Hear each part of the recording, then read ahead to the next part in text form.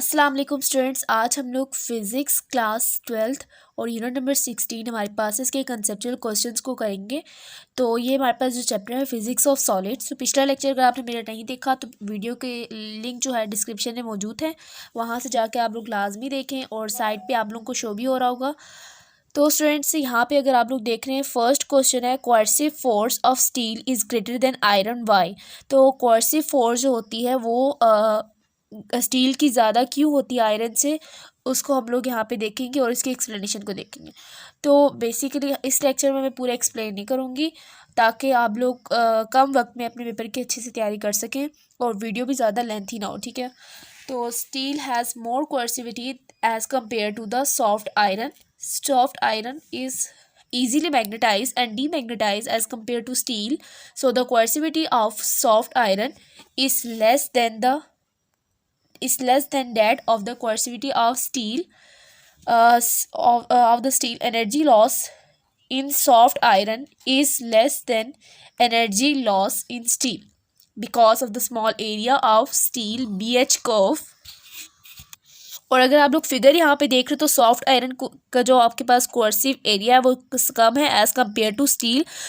इसीलिए हम लोग कहते हैं कि कोर्सिव फोर्स होगी स्टील की ज़्यादा होगी क्योंकि इसका एरिया भी क्या है, मैक्सिमम है।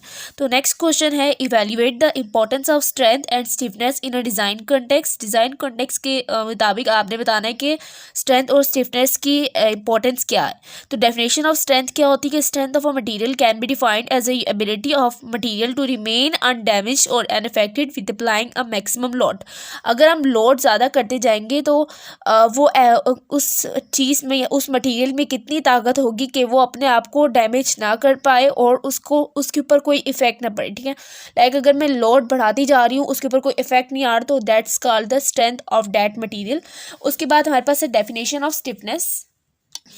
स्टिफनेस की डेफिनेशन हमें बताएगी कि it is the extent to which the an object resist deformation in response to an applied force और लोड। तो स्टिफनेस क्या होती है, मतलब वो चीज़ कितने अपने आप में अकड़ दिखा रही है, ठीक है। It is the extent to which an object resist deformation, और वो अपने आप को डिफॉर्म होने से कितना बचा रही है in response to an applied force और लोड। जब लोड और फोर्स लगाया जा रहा है तो अपने आप को कितना रेजिस्ट कर रही है।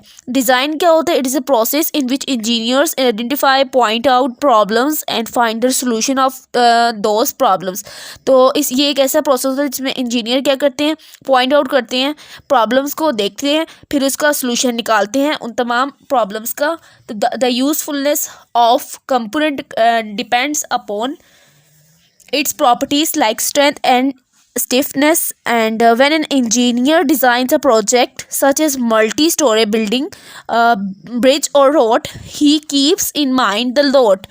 Then he uses material strong enough to support that load. For example, in the case of a road, he takes care of the expected traffic load on it. अगर हम लोग देख रहे हैं कि इंजीनियर कोई भी जब रोड बनाता है तो वो ये देखता है कि उस रोड के ऊपर कितना वजन आएगा और कितना ट्रैफिक आएगा, उस लिहाज से वो उसके अंदर मटेरियल यूज़ करता है। Therefore he select material which are suitable for bearing that load. तो इसीलिए वो एक ऐसा मटेरियल सेलेक्ट करता है जो कि उस लोड को, उस वज़न को उठा सके, बर्दाश्त कर सके।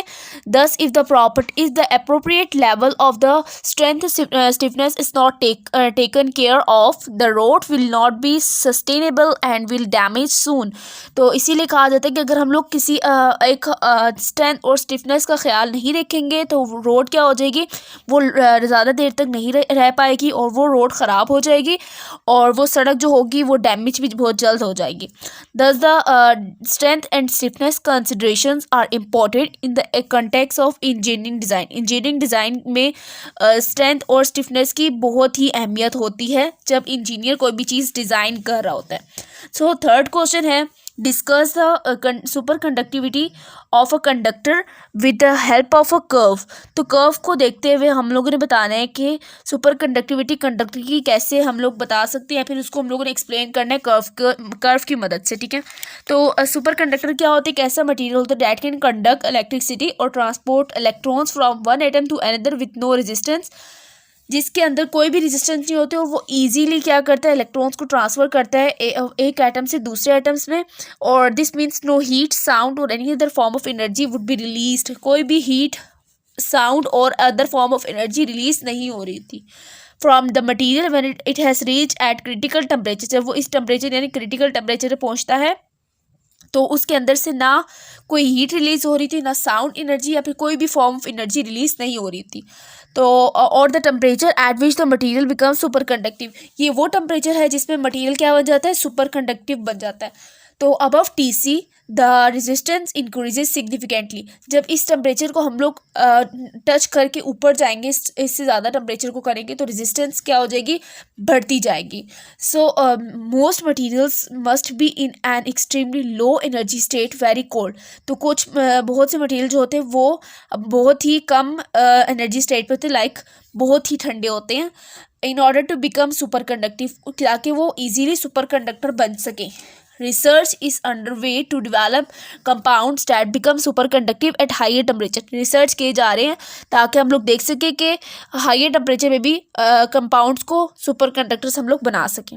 Currently an excessive amount of energy must be used in the cooling process making superconductors inefficient and uneconomical। तो अभी जदीद दौर में क्या किया जा रहा है कि excessive amount of energy use की जा रही है कूलिंग प्रोसेस में, जो कि कंडक्टर सुपर कंडक्टर के यूज़ को इनएफिशिएंट और अनइकोनॉमिकल बना रही है। तो ये जो लास्ट पैराग्राफ है ये आप लोगों को इतना कोई आप लोगों को मतलब इस क्वेश्चन के लिहाज से नहीं लगेगा, सो आप लोग इसको छोड़ सकते हैं। बाकी है कि आप लोगों ने कर्व को लाजमी बनाना है, क्योंकि आप लोगों को कहा है कि कर्व साथ बताना है आप लोगों ने। तो हम लोग यहाँ पे देख रहे हैं रेजिस्टेंस और टेम्परेचर का रिलेशन देख रहे हैं, और साथ देख रहे हैं कि जब हम लोग सुपर कंडक्टर का जब हम लोग देखेंगे ग्राफ देखेंगे तो वो कैसा आ रहा है, एक ख़ास टेम्परेचर है, उसके बाद उसकी रेजिस्टेंस दोबारा से इंक्रीज़ हो रही है। और फिर हम लोग इसके बाद यहाँ पे आएंगे नॉन सुपर कंडक्टिव मटेरियल में, तो उसके जो ग्राफ है वो एक इंक्रीजिंग वे ही में, मतलब ये कि उसका कोई ख़ास टेम्परेचर नहीं है, वो स्टार्ट से ही अपने आप को इंक्रीज के पॉइंट पे रख रही है। ठीक है। क्वेश्चन नंबर 4 है distinguish between crystalline, amorphous and polymer solids. तो इन तीनों के दरम्यान हम लोगों ने डिफ्रेंशिएट करना है, और ये जो हमारा लेक्चर है मेरा ये लिंक में मौजूद है डिस्क्रिप्शन में लिंक मौजूद है, आप लोग वहाँ से देख सकते हैं। तो अब हम लोग चलते हैं इसके आंसर की तरफ। जैसा कि मैं आपको पहले बता चुकी हूँ कि ये लेक्चर जो है हम लोग ऑलरेडी कर चुके हैं ऑन यूट्यूब, तो आप लोग यहाँ से देख सकते हैं। और मैं यहाँ पर लिंक जो थंबनेल है वो आपको यहाँ पर शो करवा देती हूँ। ठीक है, आप लोग यहाँ पर स्क्रीन पे देख रहे होंगे, थंबनेल आपको शो हो रहा है। और साथ ही साथ आप लोगों ने अगर वो लेक्चर नहीं देखा तो लाजमी देखें, क्योंकि वो आप लोगों की बेसिक है। ठीक है, फिजिक्स ऑफ सॉलिड की वो बेसिक है जो कि मैंने इंट्रो के फॉर्म में आप लोगों को दिया था। तो नेक्स्ट क्वेश्चन है what is the difference between elastic deformation and plastic deformation. Elastic और प्लास्टिक डिफॉर्मेशन में क्या डिफरेंस है हम लोगों ने ये देखना है, और यहाँ पर मैंने बहुत से डिफरेंसेस क्रिएट कर रखे हैं।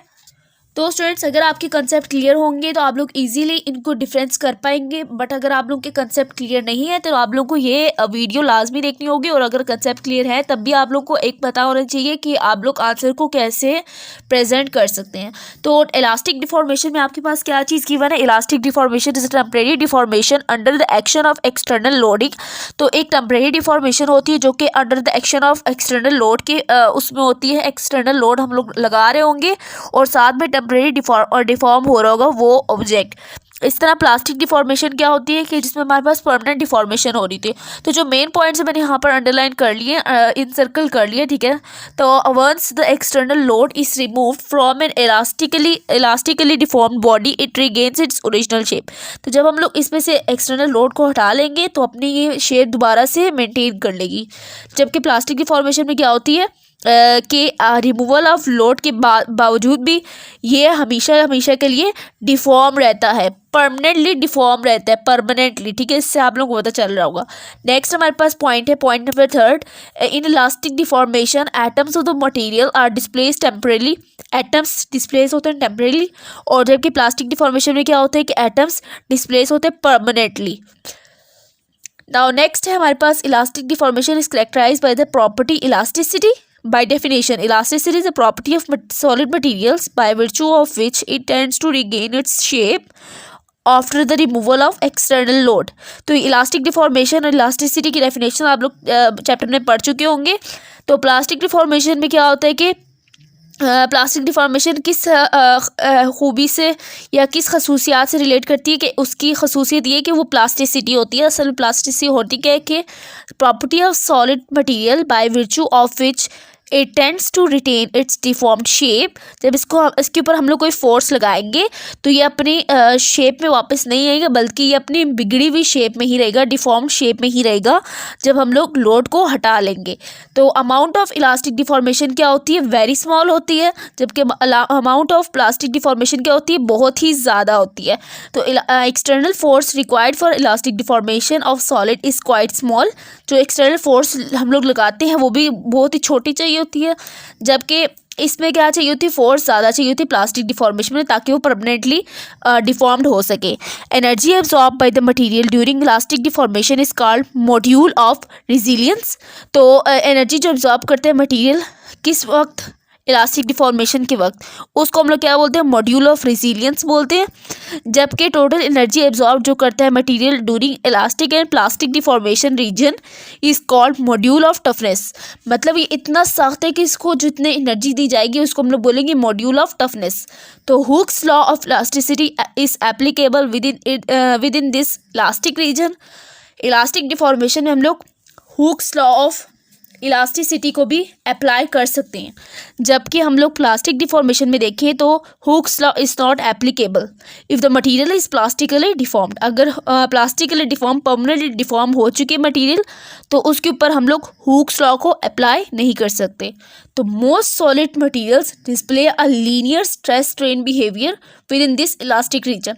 बहुत से सॉलिड मटेरियल अपने आप को जो शो करते हैं ग्राफ में, वो उनका जो ग्राफ होता है स्ट्रेस स्ट्रेन बिहेवियर का, वो क्या होता है, लीनियर होता है, एक स्ट्रेट लाइन होती है। एक स्ट्रेट लाइन मींस ओरिजिन से निकलेगी और इस तरह से हमारे पास स्ट्रेट लाइन बनेगी। जबकि स्ट्रेस स्ट्रेन कर्व जो होती है प्लास्टिक डिफॉर्मेशन में वो नॉन लीनियर होती है प्लास्टिक रीजन में। तो प्लास्टिक डिफॉर्मेशन की बात करें तो प्लास्टिक रीजन में देखेंगे। नाउ नेक्स्ट 2 पॉइंट्स जो है, लास्ट 2 पॉइंट्स, वो हमारे पास क्या है कि materials first undergo elastic deformation under the application of external loading. जब हम लोग कोई प्रेशर या फोर्स या एक्सटर्नल लोड लगाएंगे तो उससे क्या होगा कि इलास्टिक डिफॉर्मेशन सबसे पहले होगी, मटेरियल सबसे पहले इलास्टिकली डिफॉर्म होगा। कब? जब हम लोग एक्सटर्नल लोड लगाते हैं।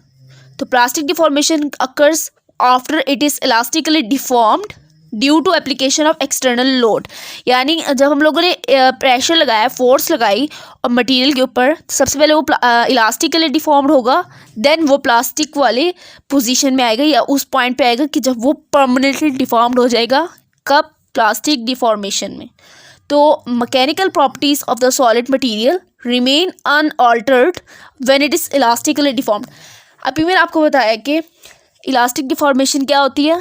इलास्टिक डिफॉर्मेशन एक ऐसी ऑब्जेक्ट या मटेरियल की डिफॉर्मेशन को हम लोग बोलते हैं, मतलब उसकी शेप को चेंज होना उस वक़्त होता है कि जब हम लोग बोले कि वो अपनी शेप को दोबारा से रिगेन कर ले, दोबारा से अपनी शेप में वापस आ जाए, अपनी इनिशियल शेप में वापस आ जाए।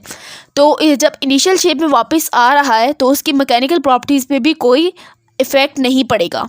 सो इसी तरह से हम लोग कहेंगे कि इलास्टिक डिफॉर्मेशन में क्या होती है कि mechanical properties of the solid material remain unaltered, मतलब चेंज नहीं होती जब इसको हम लोग इलास्टिकली डिफॉर्म्ड करते हैं। प्लास्टिक डिफॉर्मेशन क्या होती है? Many properties of the solid material change considerably for plastic deformation. Plastic deformation में परमानेंटली कोई मटेरियल अपने शेप को चेंज कर रहा है, सो दैट्स वाई उसकी प्रॉपर्टीज़ भी चेंज हो जाएंगी कंसिडरेबली फॉर प्लास्टिक डिफॉर्मेशन। सो ये था हमारा 5वां क्वेश्चन।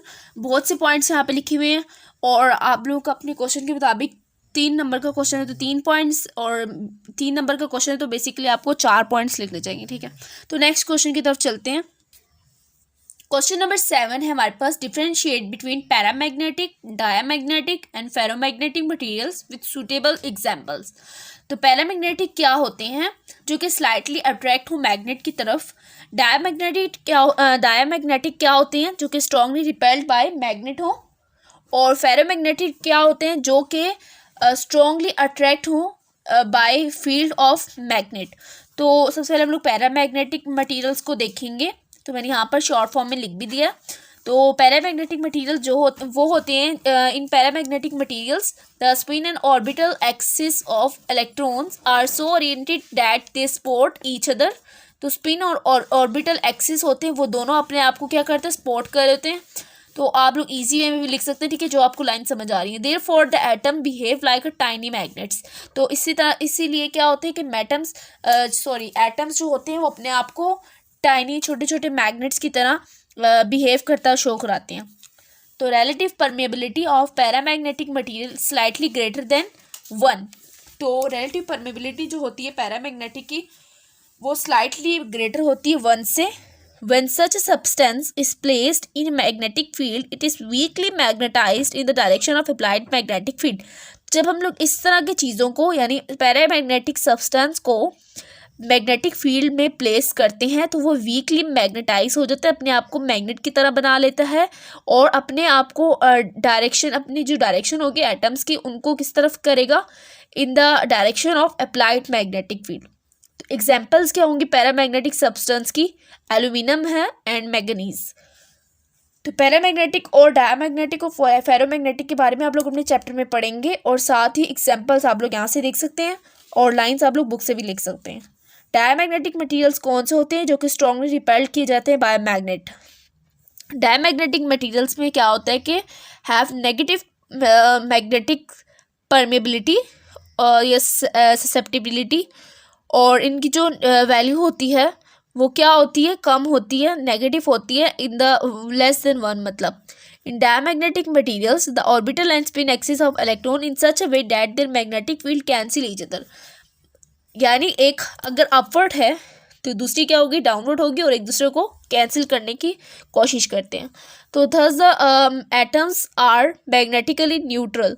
तो मैग्नेटिकली एटम्स क्या हो जाते हैं, न्यूट्रल हो जाते हैं और उनके ऊपर कोई भी मतलब ना वो अट्रैक्ट हो रहे ना स्लाइटली अट्रैक्ट हो रहे ना स्ट्रांगली अट्रैक्ट हो रहे, बल्कि वो क्या होंगे, स्ट्रांगली रिपेल किए जाते हैं बाय मैग्नेट, क्योंकि वो न्यूट्रल होते हैं।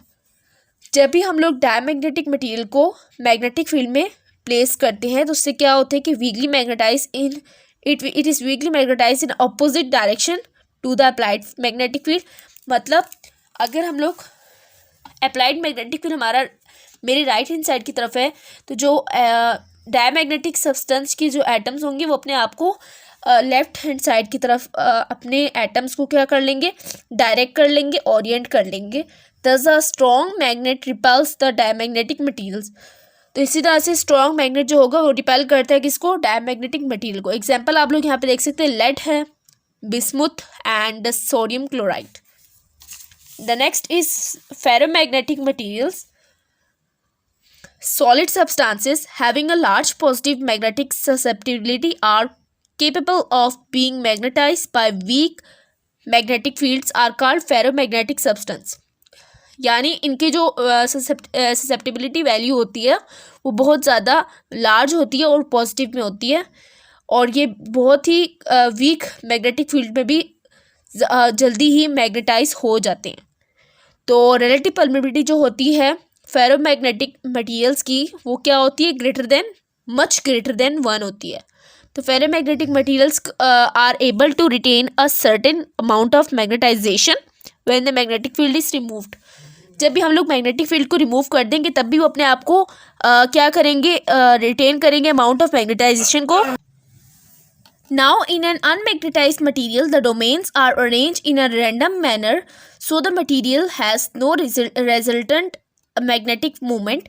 तो जब भी हम लोग अनमैग्नेटाइज्ड मटेरियल को जिनके डोमेन्स रैंडमली अरेंज होते हैं उनको जब हम लोग क्या करते हैं, उनको जब हम लोग मैग्नेटिक मूवमेंट को जब हम लोग देखते हैं तो उनकी मैग्नेटिक मूवमेंट क्या होती है, रिजल्टेंट 0 होती है, क्योंकि कुछ डाउनवर्ड की तरफ डायरेक्ट कर रहे होंगी, कुछ अपवर्ड कर रहे होंगी, कुछ राइट की तरफ, कुछ लेफ्ट की तरफ, इस तरह आपस में एक दूसरे को क्या कर देते हैं, वो कैंसिल कर देते हैं, उनकी मैग्नेटिक मूवमेंट क्या आती है, 0 आती है। तो under the influence of an applied magnetic field the material strongly magnetized in the direction of applied field. तो जब भी हम लोग इस तरह के मटेरियल्स को स्ट्रॉन्ग नहीं बोल सकते बल्कि अप्लाइड मैग्नेटिक फील्ड बोल दे तो उसमें हम लोग रखेंगे तो वो अपने आप को स्ट्रांगली मैग्नेटाइज कर देंगे। और किस डायरेक्शन में? इन the direction of applied magnetic field. Therefore a ferromagnetic substance is attracted by magnet. तो इसीलिए फेरोमैग्नेटिक सब्सटेंस क्या होते हैं? अट्रैक्ट होते हैं किस तरफ? मैग्नेट की तरफ। Note the ferromagnetic materials exhibit very strong magnetic fields and widely used in transformers and electric Motors. क्योंकि फेरोमैग्नेटिक मटेरियल्स क्या होते हैं? बहुत ही स्ट्रांगली अट्रैक्ट होते हैं मैग्नेट की तरफ। Therefore they are used in transformer and electric motors. And example क्या होती हैं? एग्जाम्पल में आती हैं आयरन, ठीक है, द बेस्ट एवर। तो मैग्नेटिक डोमेन्स के बारे में कुछ पैराग्राफ गिवन है, आप लोग यहाँ से रीड कर सकते हैं, otherwise it is not important. और फिर हमारे पास है distinguish between soft and hard substance by drawing it's curves. तो हम लोगों ने कर्व्स ड्रा करने और साथ हमने बताना है कि सॉफ्ट मैग्नेटिक मटेरियल्स कौन से होते हैं और हार्ड मैग्नेटिक मटेरियल्स कौन से होते हैं। तो magnetic materials which can be easily magnetized and demagnetized उसको हम लोग बोलते हैं सॉफ्ट, और जो कि which can not be easily magnetized and demagnetized are called hard magnetic materials. Soft magnetic materials क्या होते हैं? Are those materials which have a smaller area enclosed by their hysteresis loop. Hysteresis loop में इनकी जो area होती है बिल्कुल small होता है, जबकि हार्ड मैग्नेटिक मटेरियल में क्या होता है कि इनके एरिया क्या होता है? लार्ज होता है हिस्टेरेसिस लूप के अंदर। तो they have low retentivity and residual flux. इनकी रिटेंटिविटी क्या होती है? लो होती है, और रिजाइडुअल फ्लक्स भी क्या होता है? कम होता है। जबकि हार्ड मैग्नेटिक मटेरियल्स में क्या होता है कि हाई रिटेंटिविटी और रिजाइडुअल फ्लक्स होता है। इसी तरह हम लोग देखें कोर्सिविटी, तो सॉफ्ट मैग्नेटिक मटेरियल की कोर्सिविटी क्या होती है? कम होती है, और हार्ड मैग्नेटिक मटेरियल्स की हाई होती है। इसी तरह हाई इनिशियल परमेबिलिटी होती है सॉफ्ट मैग्नेटिक मटेरियल्स की, और लो इनिशियल परमेबिलिटी होती है हार्ड मैग्नेटिक मटेरियल्स की, क्योंकि they are hard. So hysteresis loss is less for soft magnetic material. जितना एरिया ज़्यादा होगा उतना हिस्टेरेसिस लॉस ज़्यादा होता है।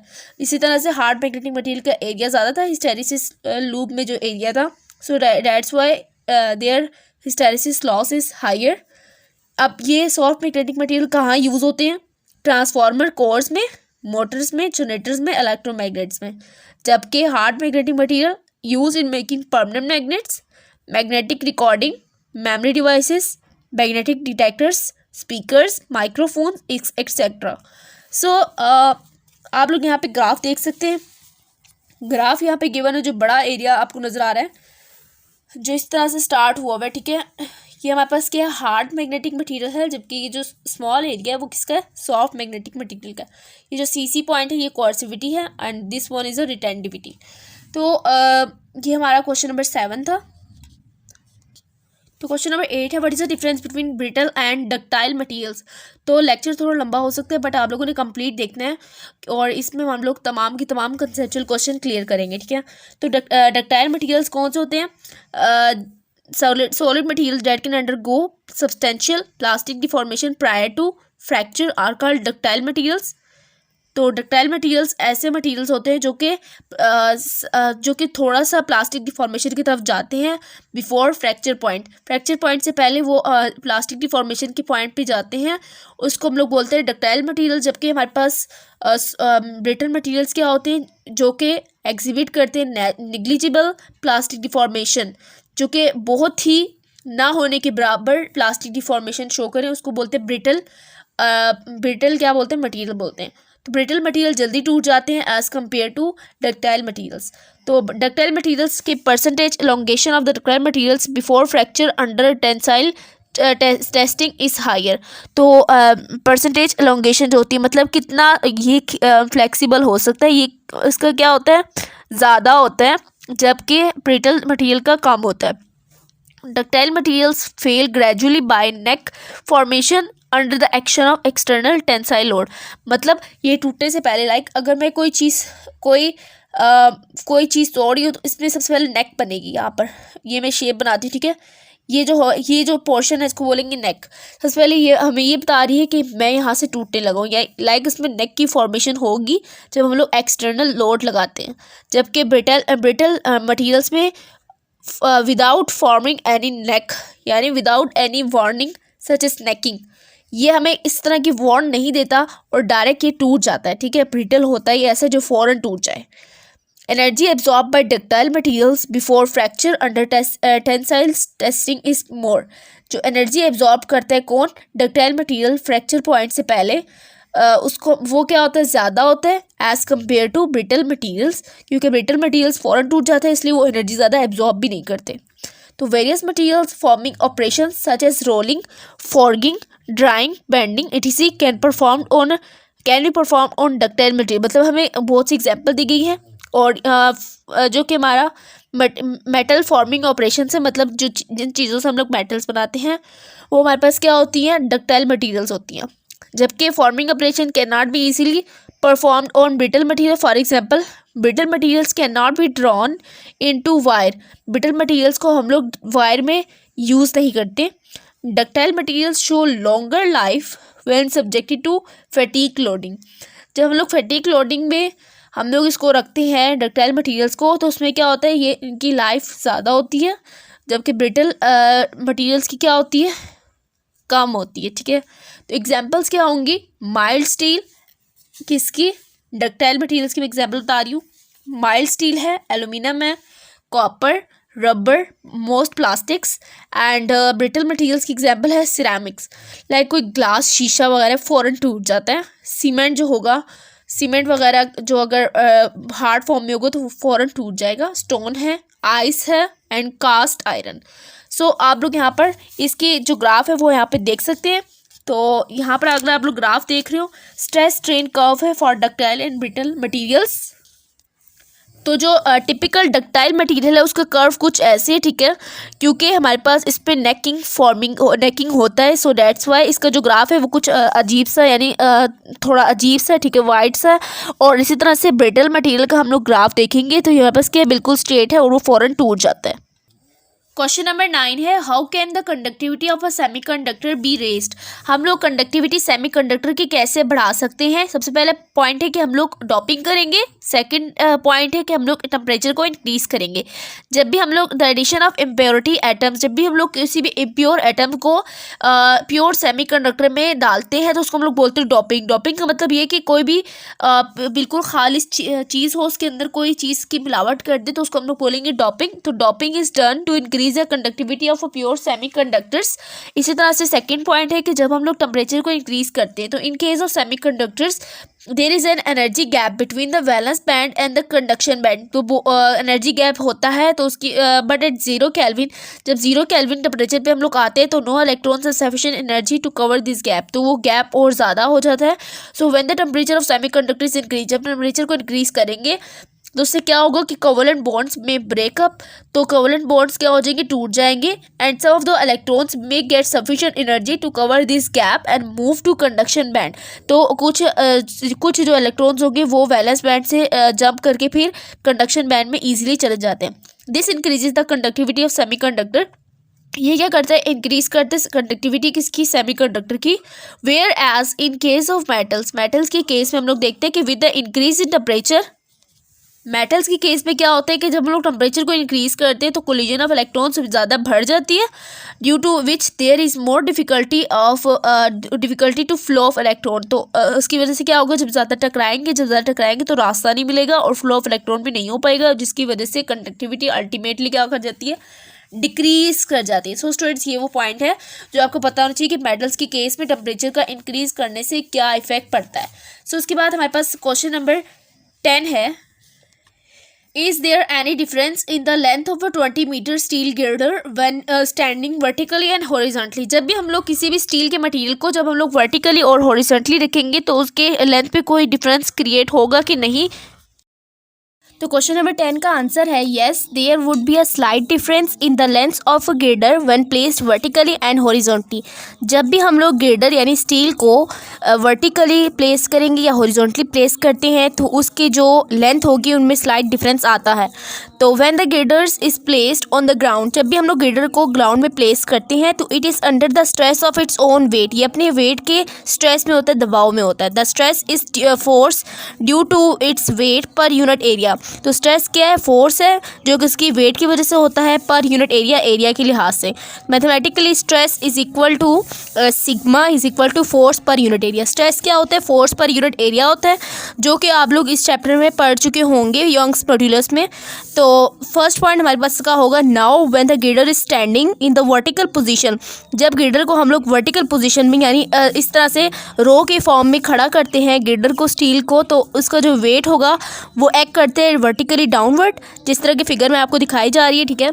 Therefore a force is exerted on the girder, इसीलिए इसी वजह से एक फोर्स एक्सर्ट की जा रही होती, लग रही होती गिर्डर पे in the length wise direction में। This force produces a compressive strain, इस फोर्स की वजह से कंप्रेसिव स्ट्रेन प्रोड्यूस होता है, जो कि किसके बराबर होता है, change in length divided by original length के in the girder. This reduces the length of the girder, जिसकी वजह से लेंथ इसकी क्या हो जाती है, कम हो जाती है, जब वेट भी डाउनवर्ड है और वो खड़ा भी वर्टिकली अपवर्ड है, तो सो दैट्स वाई उसकी जो लेंथ है उसमें स्लाइड थोड़ा डिफरेंस आएगा। सेकेंड पॉइंट है कि जब भी हम लोग गिर्डर को प्लेस करते हैं हॉरिजॉन्टल पोजीशन में, तो उसकी वजह से कोई भी उसके ऊपर फोर्स एक्सर्ट नहीं हो रही होती लेंथ वाइज डायरेक्शन की तरफ, तो इसी वजह से उसके ऊपर ना स्ट्रेन आ रहा होता है ना डिक्रीज इन लेंथ आ रहा था, जो कि हमारे पास लेंथ सेम रहेगा, that is 20 meters is that length is the length of that girder. इसके बाद आप लोग यहाँ पे फिगर देख सकते हैं, फिगर में यहाँ पे 20 मीटर स्टील गिर्डर दिखाई गई है और जो कि हॉरिजॉन्टली प्लेस किया गया है। Therefore, the length of the girder would be slightly less when it is standing vertically than when it is placed horizontally. तो जब भी हम लोग गिर्डर को वर्टिकली स्टैंड करेंगे तो उसकी वजह से उसकी लेंथ में क्या होगा, डिफरेंस आएगा। सो क्वेश्चन नंबर 11 है, जो कि लास्ट क्वेश्चन है हमारा, why it would be advantageous to use superconductor in MRI machine. MRI machine में हम लोग सुपर कंडक्टर्स को क्यों यूज़ करते हैं? आंसर इसका है, super conductors provide very high currents and smaller and lighter designs. तो सुपर कंडक्टर्स हमारे पास बहुत ज़्यादा करंट प्रोड्यूस करते हैं और स्मॉलर और लाइटर डिज़ाइंस के होते हैं, छोटे होते हैं और हल्के होते हैं। Superconductors are also able to conduct direct current without any resistance. ये जो सुपर कंडक्टर होते हैं ये डायरेक्ट करंट को भी फ़ौरन क्या कर लेते हैं, डायरेक्ट करंट को भी अपने अंदर से पास होने देते हैं, कंडक्ट करने देते हैं, और इनके अंदर रेजिस्टेंस कोई प्रोड्यूस नहीं हो रही, यानी लॉस ऑफ एनर्जी नहीं होती। अब बिलो क्रिटिकल टेम्परेचर, अब ये सब कुछ कब हो रहा होता है, बिलो क्रिटिकल टेम्परेचर, यानी एक ख़ास टेम्परेचर है जिसमें क्या होता है कि सुपर कंडक्टर अच्छा वर्क परफॉर्म करता है। Then superconductors can carry huge electrical currents. Superconductors बहुत ज़्यादा इलेक्ट्रिकल करंट्स अपने अंदर से पास करवाते हैं और बहुत ज़्यादा उनके अंदर से करंट फ्लो करता है विद नो हीटिंग भी नहीं होती इसके अंदर। मतलब ये कि कुछ जो एनर्जी होगा वो हीट के फॉर्म में कन्वर्ट नहीं हो रहा होगा। Which allows it to generate large magnetic field, जो कि इसको अलाउ करता है कि ये मैग्नेटिक फील्ड लार्ज क्रिएट कर सके। An electromagnet with no superconducting copper windings would melt with the same current.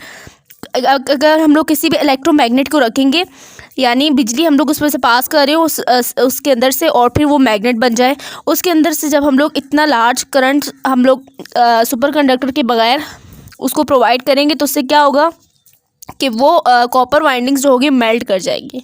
तो advantage of super conducting MRI systems include better performance, इसकी वजह से हमारे पास परफॉर्मेंस क्या होती है, अच्छी होती है। The highest uniformity of the magnetic field, जिसकी वजह से मैग्नेटिक फील्ड भी यूनिफॉर्म ज़्यादा होते हैं, ठीक है। मतलब ये कि मैग्नेटिक फील्ड भी हमें अच्छी तरह से प्रोड्यूस होता हुआ दिखाई दे रहा होता है। द शॉर्टेस्ट स्कैन टाइम, और स्कैनिंग का टाइम भी क्या होता है, कम हो जाता है, मतलब हमें ज़्यादा देर नहीं लगती स्कैनिंग करने के लिए। मतलब पर्सन को जब हम लोग MRI के अंदर रख रहे थे, MRI मशीन के अंदर, तो उसकी वजह से स्कैनिंग भी बहुत जल्दी हो जाती है। And highest output for patients, और हमें फ़ौरन पता चल जाता है कि पर्सन के बॉडी में किस टिश्यू में क्या प्रॉब्लम है। सो ये था हमारा आज का लेक्चर, और इंशाल्लाह नेक्स्ट लेक्चर में नेक्स्ट वीडियो के साथ मिलते हैं। तो तब तक के लिए आपने मेरे चैनल को सब्सक्राइब कर लेना है और वीडियोस को लाजमी शेयर किया करें। अल्लाह हाफिज़।